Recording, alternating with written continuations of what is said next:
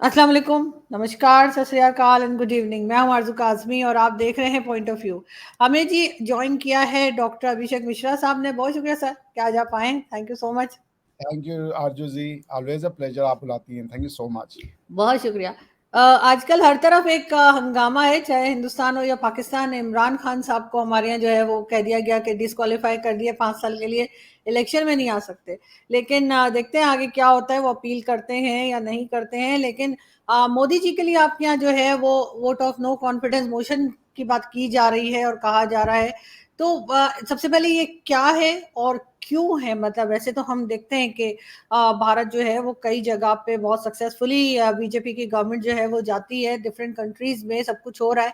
फिर आके आखिर क्या जरूरत पेश आ गई कि इस किस्म का जो है वो इस किस्म की बात जो है वो पार्लियामेंट में की जा रही है? देखिए, ये तो आपको समझना पड़ेगा कि ये एक टैक्टिक्स है, बिकॉज कि इसमें कुछ होना नहीं है। गवर्नमेंट तो उनकी बचेगी क्योंकि उनके पास 303 मेंबर ऑफ पार्लियामेंट है। तो ये नो कॉन्फिडेंस मोशन को गिरना ही है, तो there is no doubt about it. मगर इसमें जो विपक्ष है वो ये चाहता था, विपक्ष यानी अपोजिशन पार्टी, वो ये चाहती थी कि मोदी गवर्नमेंट को मणिपुर के मुद्दे पे उनसे बात की जाए।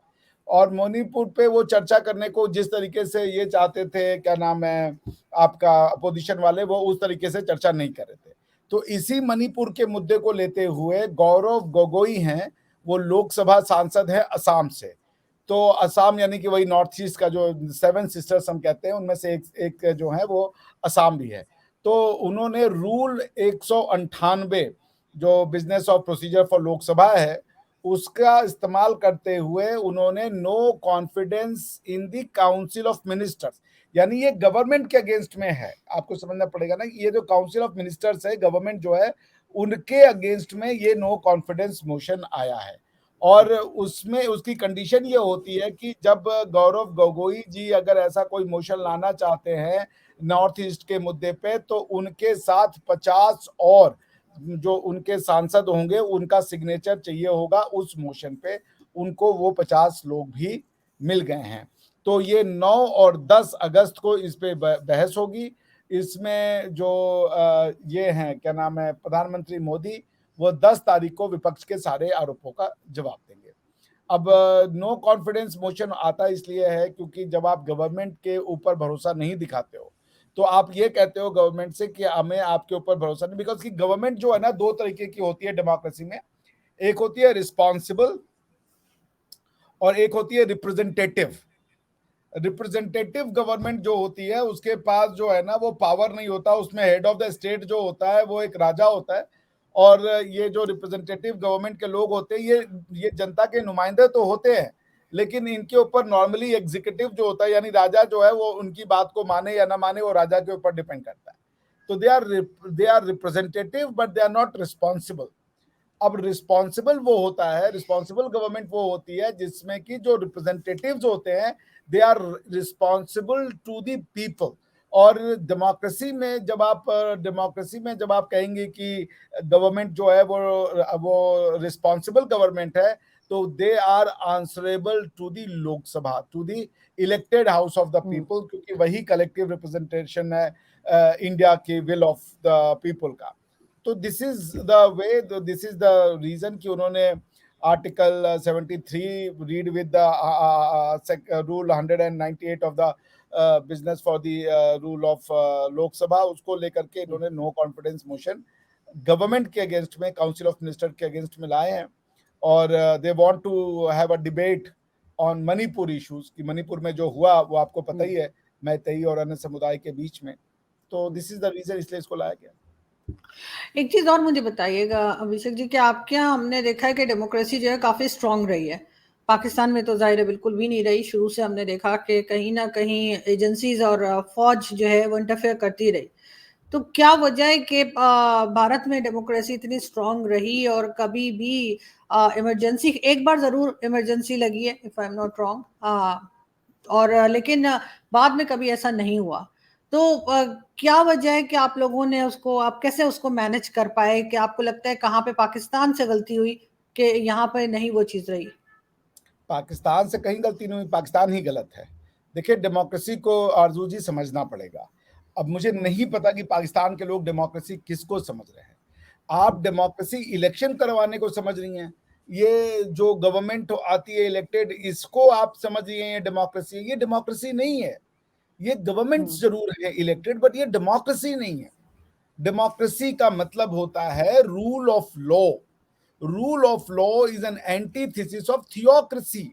आपका कॉन्स्टिट्यूशन कहता है कि हम जो है वो होली कुरान और सुन्ना हमारा जो है वो कॉन्स्टिट्यूशन है। तो जब आपका होली कुरान और सुन्ना कॉन्स्टिट्यूशन है तो होली कुरान में तो डेमोक्रेसी की व्यवस्था नहीं दी गई है। होली कुरान और सुन्ना से सऊदी अरेबिया भी चलता है, उनका भी कॉन्स्टिट्यूशन होली कुरान और सुन्ना है। तो क्या वहां डेमोक्रेसी है? डेमोक्रेसी का मतलब होता है कि government for the people, by the people, of the people. तो इसका मतलब है कि गवर्नमेंट की जो पॉलिटिकल पावर है वो आती है लोगों से, पॉपुलर सॉवरेनिटी से। आपके कॉन्स्टिट्यूशन का प्रीएम्बल कहता है कि sovereignty belongs to almighty Allah, जबकि बाकी दुनिया के कॉन्स्टिट्यूशन कहते हैं कि we the people of India, we the people of America, we the people of Australia, we the people of, ये वो कहते हैं कि हमने ये बनाया। सो अब डेमोक्रेसी जिसको कह रही हूँ डेमोक्रेसी नहीं है। अगर आप कह रही हैं कि हम इस्लामिक हैं और फिर आप कह रही हैं हम जमहूरिया, ये कैसे हो सकता है? आप अगर जमहूरियत के थ्रू इस्लामिक रूल लाना चाहती हैं तो आप मजाक उड़ा रही हैं इस्लाम का भी और जमहूरिया का भी।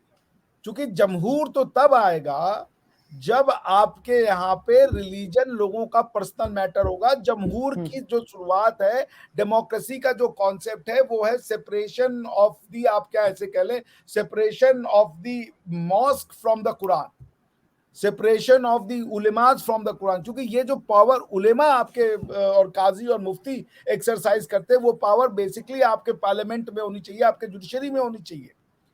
तो आपका दो सेंटर ऑफ पावर कैसे हो जाते हैं?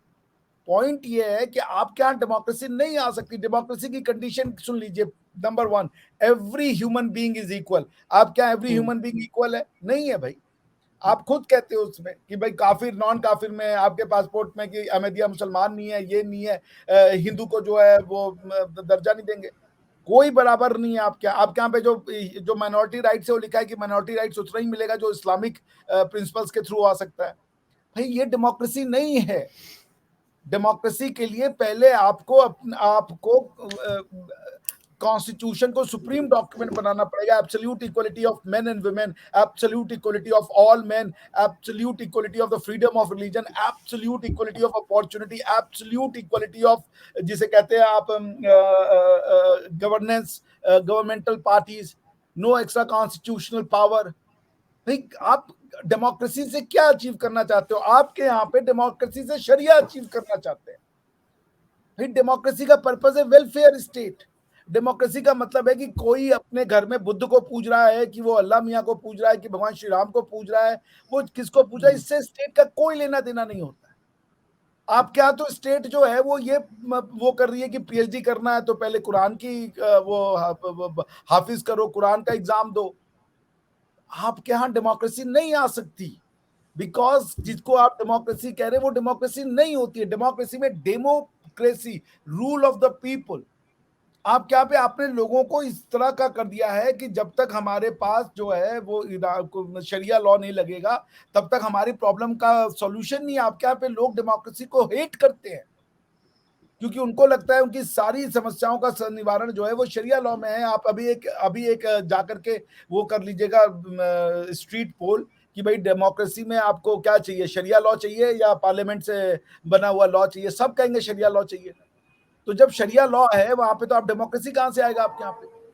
Democracy means free economy, free people, free society. Do you want a free society? आप क्या फ्री सोसाइटी सपोर्ट नहीं कर सकते? तो आप बस लास्ट सेंटेंस बोल दो। डेमोक्रेसी को आपने जो मैकेनिज्म को आप डेमोक्रेसी समझ रही है। डेमोक्रेसी आउटकम होता है, डेमोक्रेसी गोल होता है, मैकेनिज्म नहीं होता है उसका कि जो अब जैसे जगह समझ ले। सेक्युलरिज्म जो है वो तो चाइना में भी है, मगर चाइना किसी रिलीजन को नहीं मानता। इंडिया में भी सेक्युलरिज्म है, वो हर रिलीजन को मानते हैं। तो सेक्युलरिज्म को रिलीजियस न्यूट्रलिटी नहीं कहते हैं। आपके यहाँ पे बहुत फंडामेंटल फ्लॉज हैं in understanding the concept of democracy. ये सबसे बड़ा ब्लास्फेमी है कि आप कह रहे हैं कि आपके कंट्री का नाम इस्लामिक रिपब्लिक ऑफ पाकिस्तान है। This is nothing but an absolute insanity. कोई ये कहे कि हम इस्लामिक भी हैं और उसके बाद ये कहे कि हम डेमोक्रेटिक रिपब्लिक भी हैं, नहीं हो सकता ये। जी सही, बिल्कुल। लेकिन सर खैर बहुत सी चीज़ें मैं एग्री करती हूँ आपके साथ, लेकिन बहरहाल हर कोई सर शरिया लॉ नहीं चाह रहा, ये भी एक फैक्ट है पाकिस्तान में। कहने के लिए होगा, लेकिन सर ऐसा नहीं है कि मेजॉरिटी जो है वो शरिया लॉ की तरफ जा रही है। काफ़ी डिफरेंट किस्म के लोग रहते हैं, कुछ लोग होंगे ज़रूर ऐसे जो ये बात करते हैं, लेकिन हर कोई नहीं कर रहा। लेकिन सर साथ साथ भारत की अगर हम बात करें तो आपके यहाँ जो सक्सेस मिली डेमोक्रेसी को, आपकी फौज ने कभी इंटरफेयर नहीं किया। ये भी हमारे यहाँ फौज भी बार बार आती रही और इस वजह से भी डिस्टरबेंस रही। तो ऐसा आप लोगों ने किस तरह से मैनेज किया कि फौज जो है वो एक साइड पर रहे, या जो फौज का काम है उधर तक ही रहे? देखिए, हमारे यहाँ डेमोक्रेसी ये कॉन्स्टिट्यूशन ऑफ इंडिया से नहीं आई है। हमारे यहाँ डेमोक्रेसी हजारों साल से थी। डेमोक्रेसी का मतलब क्या होता है? Freedom of religion. हम कब से कह रहे थे एकम सद बहुधा विप्रा वदंती। डेमोक्रेसी का क्या मतलब होता है? Welfare state. हम कब से कह रहे थे कि राजा का धर्म होता है प्रजा की वेलफेयर करना। आप चाणक्य की किताब पढ़ लें, आप वेद पढ़ लें, हर जगह लिखा हुआ है कि राजा का धर्म है कि वो प्रजा की सेवा करे। राजा जो है वो अपनी प्रजा की जो अर्जित किए हुए धन पे इंजॉय करने के लिए नहीं बना हुआ है। तो आपके यहाँ पे दिक्कत यह है कि देयर इज अ कॉन्स्टिट्यूशन, मगर अथॉरिटीज ऑफ द पावर दो हैं। टू नेशन थ्योरी को बचाने के लिए आपकी आर्मी जो है वो ये क्लेम करती है कि हम जब तक हैं तब तक पाकिस्तान है, क्योंकि पाकिस्तान का मतलब क्या? Two nation theory. जो आपके पॉलिटिकल पावर्स हैं वो क्या होते हैं कि वो लोगों से कहते हैं कि भाई हम आए हैं, अब हम अपने हिसाब से टू नेशन थ्योरी को लिक्विडेट करना चाहते हैं, क्योंकि अब इसका ये आउटडेटेड हो चुका है। यही बात तो कह दी थी नवाज शरीफ ने, उनको अलग कर दिया। पॉइंट ये है कि पाकिस्तान की जो फिलॉसफी है उस पे एक समरूपता नहीं। आप कह रही हैं, अभी आप ही नहीं कह दिया कि सर सब लोग शरिया नहीं चाहेंगे और सब लोग वो भी नहीं चाहेंगे, क्या नाम है वो, पार्लियामेंट्री। डेमोक्रेसी, बिल्कुल। तो पॉइंट ये है कि आप अगर खुद देखें कि आपके यहाँ पे शरीयत कोर्ट्स है, आपके यहाँ पे जो कॉन्स्टिट्यूशन में अगर आप देखें तो वो इस्लामिक कोर्ट्स भी हैं भाई। आप अपना आर्टिकल 175 175 ए देखें, आपके यहाँ पे फेडरल शरीयत कोर्ट है।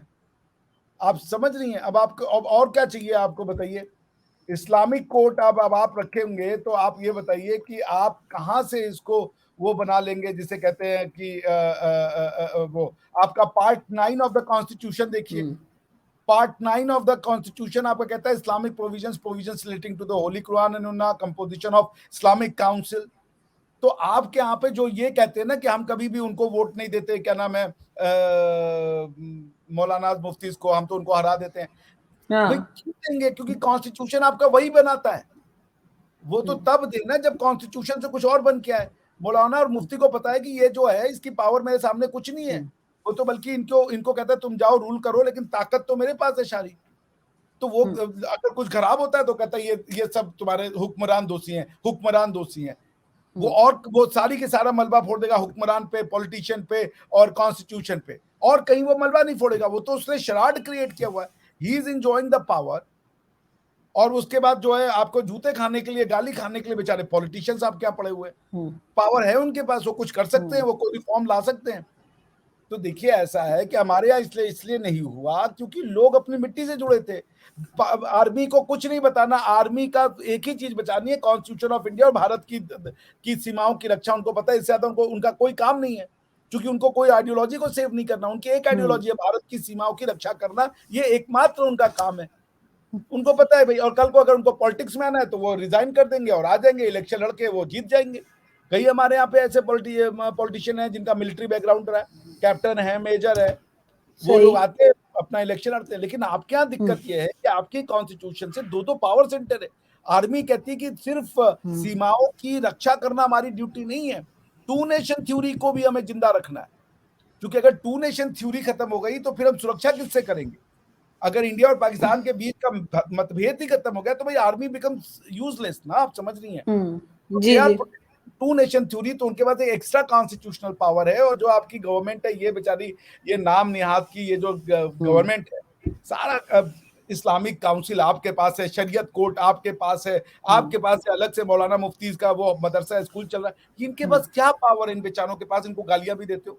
मैं तो पाकिस्तान के पॉलिटिशियंस को सल्यूट करूंगा, कितनी टफ केस में भी वो कम से कम डेमोक्रेसी की छोटी सी जो भी वो लॉ है वो जला के रखे हुए, हैट्स ऑफ टू देम। बिल्कुल ऐसा है सर, लेकिन मैं इसीलिए ये बात डिस्कस करती हूँ और किया करती हूँ कि कोई तो यहाँ पर सुने और इस बात को समझे कि कहाँ पे हम गलत जा रहे हैं और कहाँ से हमें ठीक करने की जरूरत है। सर राहुल मैं गांधी एक बार फिर, जी जी मैं आपको 2 लाइन में इसका आंसर बता देते हैं कहाँ आप गलत जा रही हैं। आपको करना पड़ेगा जो यूरोप ने किया, जिसका नाम है सेक्युलराइजेशन। आपको political power from the holy book needs to be separated, and then the constitution में जो गवर्नमेंट मिलेगी वो शक्तिशाली गवर्नमेंट होगी, क्योंकि उसके बाहर कोई गवर्नमेंटल पावर नहीं होगा। कॉन्स्टिट्यूशन का निर्माण ही तब होता है। यूरोप आप पढ़ लें किताबें, मैं आपको दसियों बता दूंगा कॉन्स्टिट्यूशन कैसे बना। ये कौन सोचा कि भाई कॉन्स्टिट्यूशनल डॉक्यूमेंट लाओ, ये बना जिसको आप कहते हैं separation of church from the state, इसी को सेक्युलराइजेशन कहा जाता है। Separation of church from the state क्या है? That means separation of political power from the Bible, और जब वो पॉलिटिकल पावर निकल जाती है तो उसका जो रिजल्ट आता है वही होता है पॉलिटिकल स्टेट। आपको यही करना है। जब तक आप ये नहीं करेंगी आरजू जी, आप लिखवा लीजिए, कुछ नहीं होने वाला। जिस दिन आपके कॉन्स्टिट्यूशन में ये लिख के आएगा कि the source of the governmental power और the political power of the Pakistan is the people of Pakistan, तब बिल्कुल। आपके यहाँ पे चीजें बात होंगी। जिस दिन ये लिखा आएगा कि the laws made by the parliament are absolute and the only way they can be dislodged are the examination by the supreme court under the judicial review on the ground of the violation of the fundamental right or exceeding their constitutional authorities, बस इन्हीं 2 ground पे। बिल्कुल ऐसा ही है और वाकई में ये होना चाहिए। लेकिन हम अगर बात करें राहुल गांधी की, सर राहुल गांधी एक बार फिर पार्लियामेंट में आ गए हैं और कैसे देख रहे हैं आप उनकी वापसी को? खुश हैं, डेमोक्रेसी है, देयर शुड बी एवरीवन। देखिए भाई वो देखिए इमरान खान साहब को भी जेल हुई, राहुल गांधी साहब को भी सजा हुई, मगर राहुल गांधी साहब के में और इमरान खान साहब के में अंतर यह है कि मुझे ये पता था कि इंडिपेंडेंस जुडिशरी है। राहुल गांधी जी को अपना पूरा जो है अपील और न्याय की जो प्रणाली है उसमें बात करने का मौका मिलेगा। और उनको चूंकि एक कोर्ट ने ही उनको कन्विक्ट किया था, दूसरी कोर्ट ने उनके कन्विक्शन को स्टे कर दिया है, तो राहुल गांधी जी का स्वागत है। और जो डेमोक्रेसी में, लोकतंत्र में विपक्षियों की भी आवाज आनी चाहिए, क्योंकि कांग्रेस पार्टी आज भी 15 से 19% लोगों की आवाज है। तो भारत के 15 से 19% लोग जो हैं उनकी आवाज को न सुना जाए, ये तो कोई भी डेमोक्रेसी में नहीं चाहेगा ना। तो 15 से 19% को वो रिप्रेजेंट करते हैं, वाई नॉट को रिप्रेजेंट करते हैं, उनकी आवाज सुनी जानी चाहिए। वो भारत का एक बहुत इंपॉर्टेंट चेहरा है और थोड़ा बहुत तड़का भी लग जाता है उनके आने से। एक वो क्या कहते हैं डेमोक्रेसी में मोदी जी उनके आनंद ले लेते हैं तो ठीक है। मुझे वो इमेच्योर पॉलिटिशियन लगते हैं, उनसे अच्छी मुझे सोनिया जी लगती है। मैडम सोनिया जो हैं, श्रीमती सोनिया गांधी, वो उनसे बेहतर पॉलिटिशियन है। अनफॉर्चुनेटली उनकी तबीयत खराब है, वरना मैं राहुल गांधी जी को सीरियस पॉलिटिशियन नहीं मानता। उनके अंदर उनको कुछ नहीं पता है, उनको एबीसीडी नहीं पता है भारत के बारे में, कॉन्स्टिट्यूशन के बारे में, सिस्टम के बारे में, हिस्ट्री के बारे में। But Sonia Gandhi was gem, उनको पता था। लेकिन सर वो स्टेटमेंट्स बड़े मजेदार किस्म के देते हैं। उनके अक्सर कई बातें जो हैं वो सोशल मीडिया पे बड़ी फैली होती हैं, जो मैं अक्सर उठा के भेजा फ्राई में भी इस्तेमाल कर लेती हूँ, और उस पर बहुत से लोग नाराज हो जाते हैं, जो उनको सपोर्ट करते हैं वो बहुत गुस्सा हो जाते हैं। लेकिन खैर हमारा मकसद उनकी कोई इंसल्ट करना नहीं होता, बल्कि हम वैसे ही उनकी बात पे हंस रहे होते हैं, जैसे हम इमरान खान या बिलावल भुट्टो हमारे अक्सर इस किस्म की बातें करते हैं। बल्कि इनको कंपेयर भी बहुत किया जाता है सर भारत में कि हमारे पास भी मतलब बिलावल भुट्टो है, उनको भी यही कहा जाता है, पप्पू कहा जाता है, और इनको भी पप्पू कहा जाता है। तो सर आपके ख्याल से वाकई में दोनों में कोई किसी किस्म की मिलते हैं दोनों एक दूसरे के साथ, आपको लगता है? हाँ, मैंने बिलावल भुट्टो जी को सुना है, वो तो जिस तरीके से उर्दू बोलते हैं या हिंदी बोलते हैं वही फनी है यार। मतलब फॉर गॉड सेक भाई आप मतलब कह रहा हूँ, इस पे हम क्या कहें। आपको शायद नहीं पता होगा, हमारे एक मुख्यमंत्री है पिछले 20-25 साल से बने हुए, उनका नाम है श्री नवीन पटनायक, उड़ीसा के मुख्यमंत्री हैं। बहुत अच्छे इंसान हैं वो। 25 साल से उड़ीसा के मुख्यमंत्री, मगर उनको उड़िया बोलने नहीं आती है। वो ट्रांसलेटेड वो आता है ना, जो वो क्या कहती है आप लोग, वो ट्रांसक्रिप्ट पढ़ करके वो बोल जी पाते जी हैं उड़िया। जी। हालांकि उनके पिताजी प्रॉम्प्टर। उड़िया थे, तो हाँ जी जी। टेलीप्रॉम्प्टर, तो वो जो है उनके पिताजी उड़िया थे लेकिन नहीं आती। तो सेम विद द बिलावल। देखिए ये लोग ना, ये लोग बिलावल भुट्टो हो गए, राहुल गांधी साहब हो गए, they are born with silver spoon. जिसे कहते जी, हैं ना, इनके मुंह में सोने का चम्मच लेके पैदा हुए हैं। जैसे बिल्कुल। हम लोग हैं, हमें यहाँ तक पहुँचने के लिए बहुत कठिन रास्तों का सामना करना पड़ा है। हुँ, हमें कुछ भी आसानी से नहीं मिला। हमें हर चीज़ के लिए जद्दोजहद करनी पड़ी। उनको बिल्कुल ऐसा हर ही है। चीज़ आसानी से मिला। हुँ, ऑक्सफोर्ड में एडमिशन आसानी से मिला, हार्वर्ड में एडमिशन आसानी से मिला, पॉलिटिक्स में इतना बड़ा मुकाम आसानी से मिल गया।